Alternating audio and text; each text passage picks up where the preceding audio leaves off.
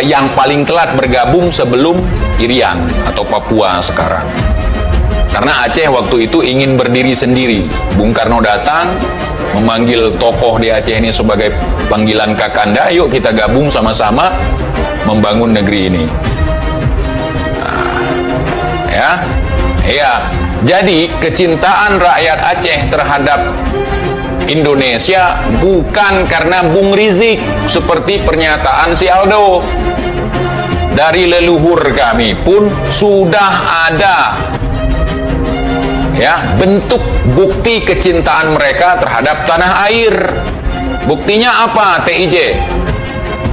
Masyarakat Aceh menyumbang 28 kg dari total 38 kg emas yang ada di Tugu Monas sebagai lambang kedikdayaan bangsa Indonesia, sehingga bisa menunjukkan dan membusungkan dadanya bahwa Indonesia adalah negara yang merdeka.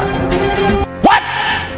Indonesia sejak dulu kala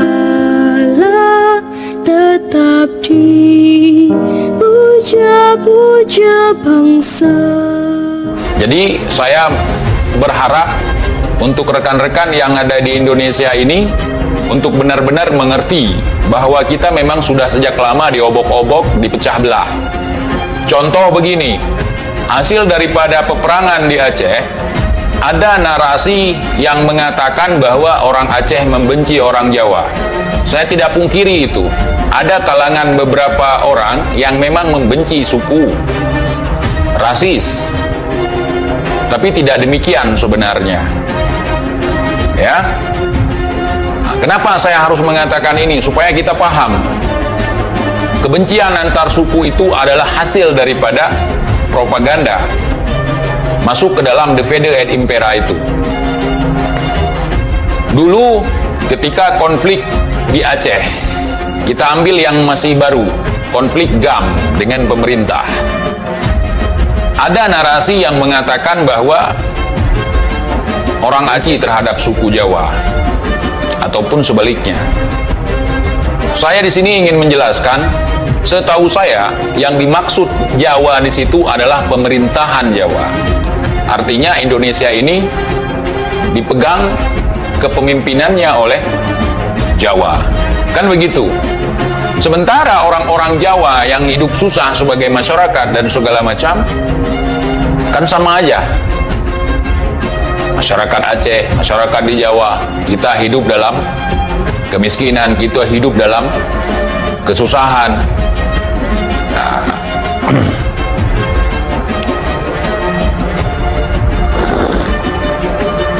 jadi tidak perlu ada namanya kebencian antara suku, ras, agama dan segala macamnya.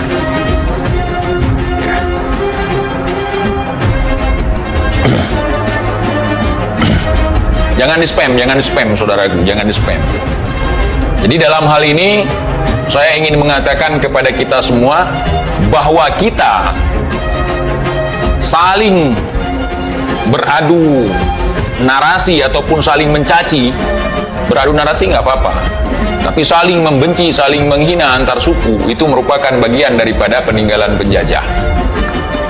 Bagian daripada peninggalan penjajah. Dan khususnya untuk saudaraku yang ada di Aceh, kalau kita memahami kedekatan antara kerajaan Aceh dengan kerajaan-kerajaan Islam yang ada di seluruh Nusantara, dalam hal ini adalah kerajaan-kerajaan yang ada di Jawa, tentu kita tidak akan pernah rasis.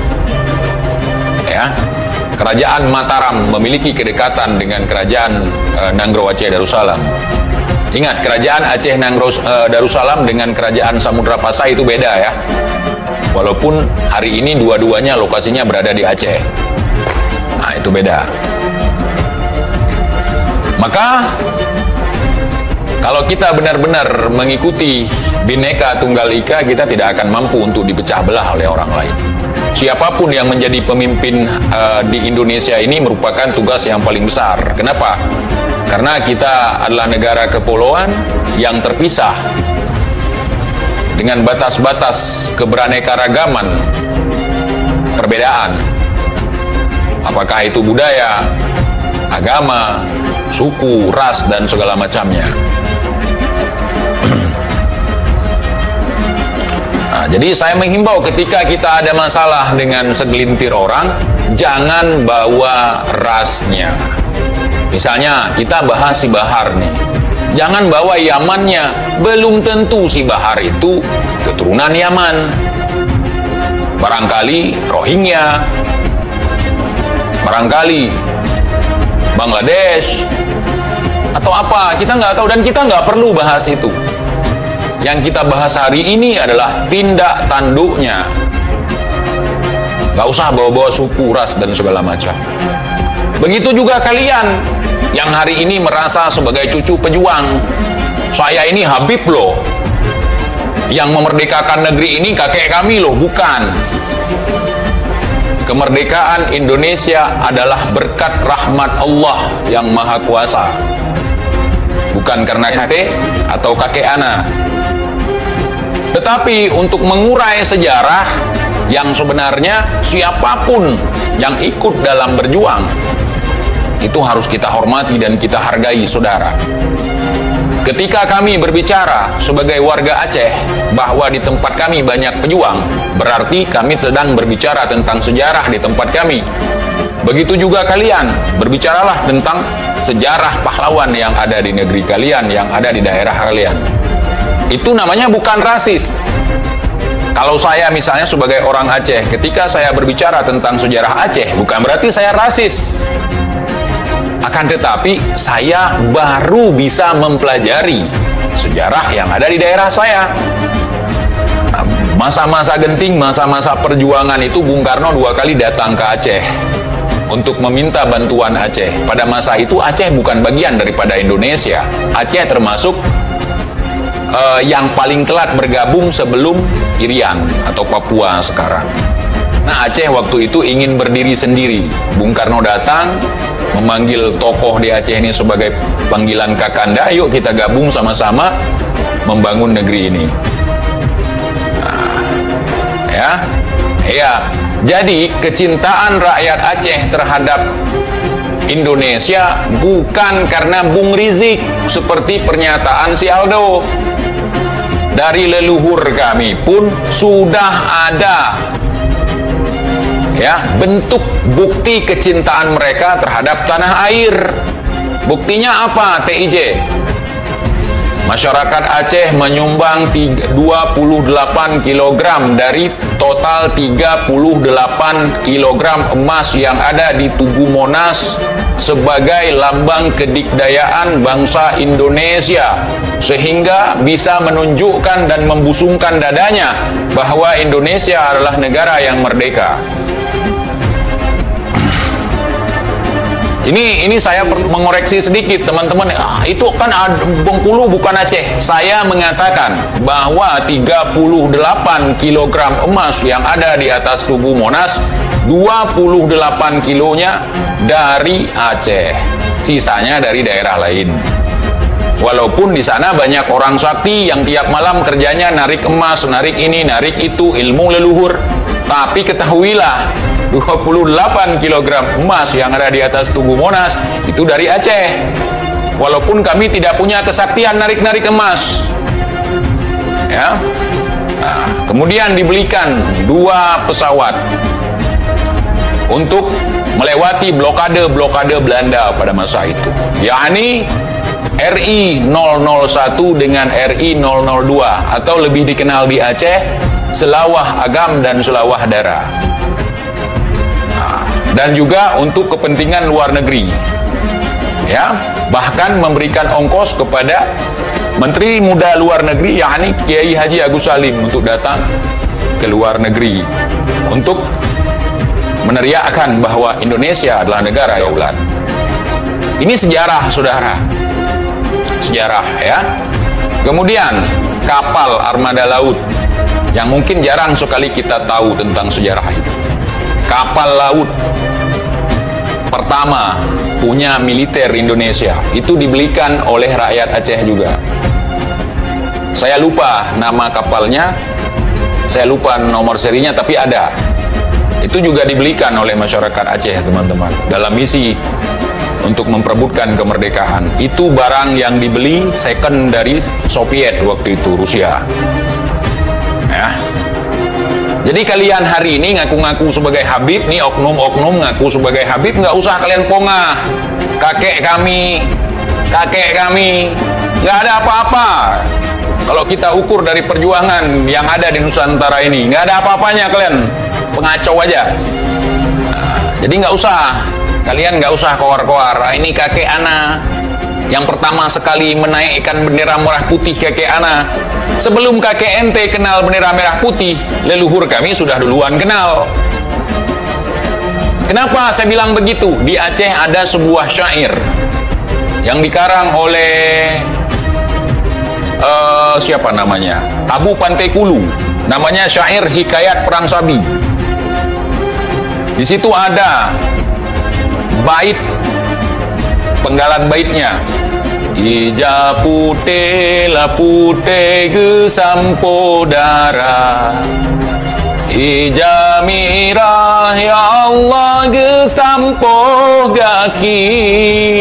Di situ kain merah dan kain putih. Dan di rumah adat, mungkin tidak hanya di Aceh, di rumah adat itu di tiang-tiang penyangganya ditaruh pertama sekali kain putih, di atasnya ditaruh kain merah. Ya, ada dua makna di situ. Ada dua makna. Putih artinya suci, merah artinya berani. Putih tulangku, merah darahku. Sejauh peninggalan sejarah itu sudah dikenal. Sebelum Indonesia ada itu udah dikenal itu. Nah, makanya dulu ada beberapa lagu kalau kita nyanyikan jadi pertanyaan dulu ya. Berkibarlah merah putih di langit yang biru, kok ada birunya? Bukankah biru itu merah putih biru itu bendera Belanda? Nah, kami sempat komplain itu dulu, nggak usah bawa-bawa biru di situ. Itu kan langit, bukan bendera. Ngapain? Nggak usah bawa-bawa biru. Itu kontroversi dulu lagu itu. Ya. Jadi hari ini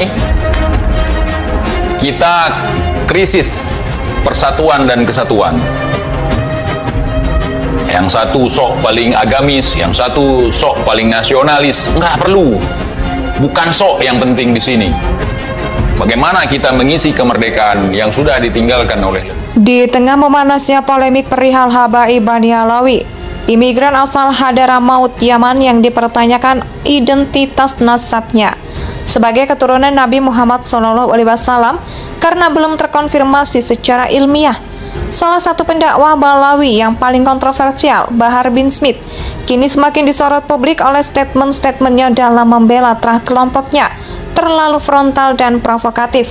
Alih-alih meredam suasana untuk mencari solusi terbaik untuk mengakhiri polemik ini, Bahar Smith justru semakin menambah kisru dan kegaduhan, khususnya di media sosial. Bukannya mengedukasi umat sebagaimana perannya sebagai ulama yang mengedepankan keilmuan berbasis data, dalil, hujah atau argumen yang ilmiah. Yang ada justru menyulut sumbu peledak yang menarah. Terjadinya perang narasi dan opini yang semakin menjalar liar dan melebar kemana-mana. Tak jelas juntrungannya. Bahar Smith pun jadi bulan-bulanan warganet diserang dan dibombardir dari berbagai sudut, disebabkan oleh penyikapannya yang penuh arogan dan membabi buta dalam menyerang balik pihak-pihak yang dianggap sebagai lawannya. Entah itu soal tes DNA, pembuktian klaim nasab lewat nakobah-nakobah internasional, atau debat ilmiah dengan kitab-kitab nasab rujukan. Salah satunya ada nama Teuku Iqbal Johar yang lebih dikenal sebagai TIJ, kreator YouTube yang kritis dalam menyikapi isu-isu yang berkembang di media sosial. Kali ini TIJ melontarkan kritikan pedas pada Bahar Smith dengan menyebutnya sebagai reinkarnasi Snokhorgrons, orientalis ternama berkebangsaan Belanda yang paham tentang agama Islam dan mempunyai pengalaman bergaul dengan orang-orang Aceh selama di Mekah. TIJ bahkan menjuluki Bahar Smith sebagai Snokhorgrons karena memiliki kesamaan sejarah dengan pola Dividend Impera, politik adu domba sebagaimana diterapkan Belanda saat selama 350 tahun menjajah Indonesia.